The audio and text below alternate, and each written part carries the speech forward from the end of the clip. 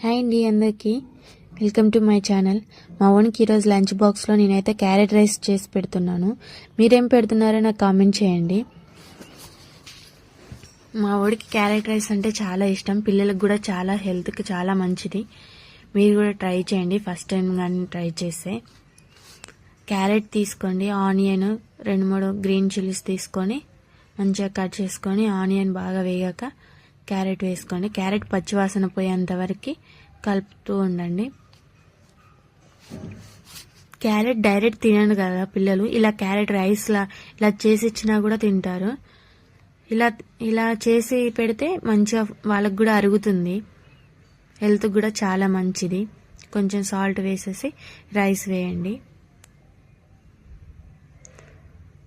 అంతే. Carrot rice అయిపోయింది.